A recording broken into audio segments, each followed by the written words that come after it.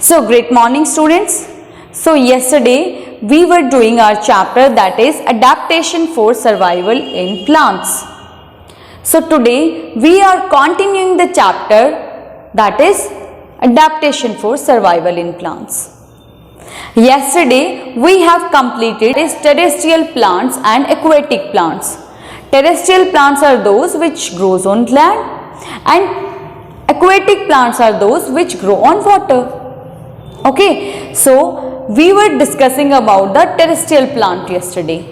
Terrestrial plants are of different types on basis of their adaptations and habitat. That is, in deserts, plains, hills, marshy places and coastal areas, there are different kinds of plants which grows on the land. So today we will start with plains. We will start with plants, adaptations to plains. Plant adaptation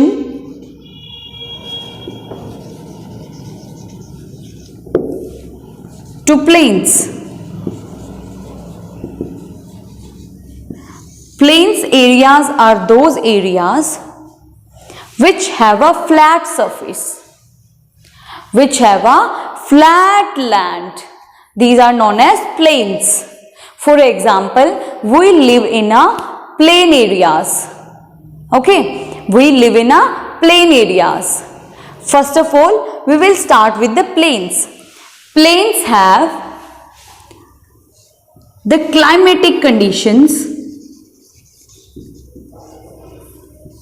It is of two types, that is of summer and winter. In summers, the temperature goes from warm to hot, and in winter there is a cold temperature. Okay, and in summer it is warm to hot. And the plants which is present in the plain areas have many branches. They have many branches. They have many branches. They have many branches and they shed their leaves in autumn season. Plants which is present in the plains, they shed their leaves in the autumn season. Okay, so those plants are known as deciduous plants. Those plants are known as deciduous plants. And examples are peepal tree, shisham tree and banyan tree, etc.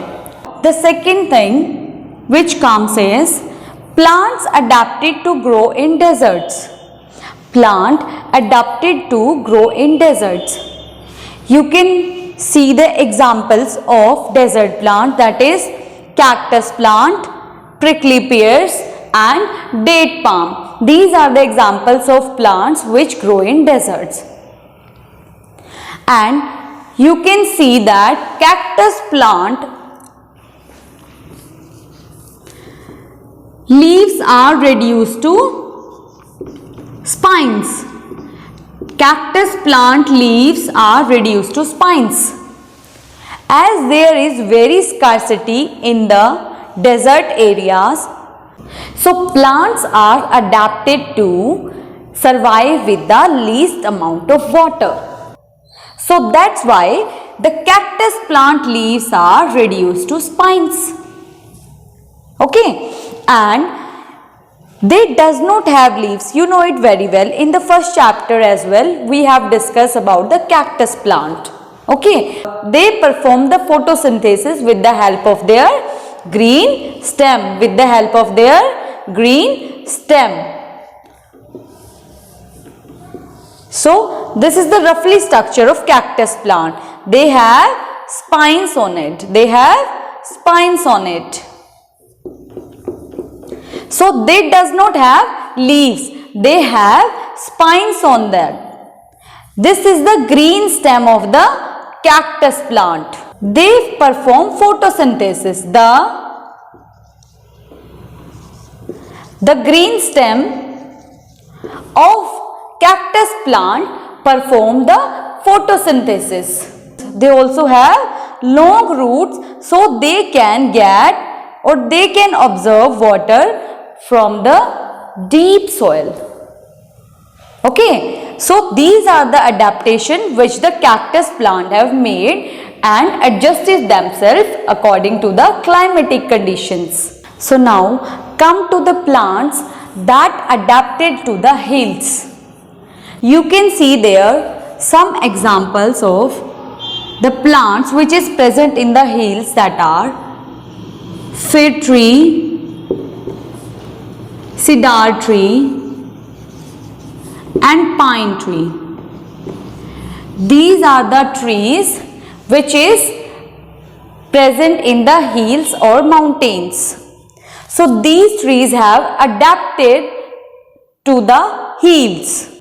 So they are the plants which are tall in height. Their height is very tall and they have coniferous shape. They have coniferous shape, means their shape of the trees are of cone shape.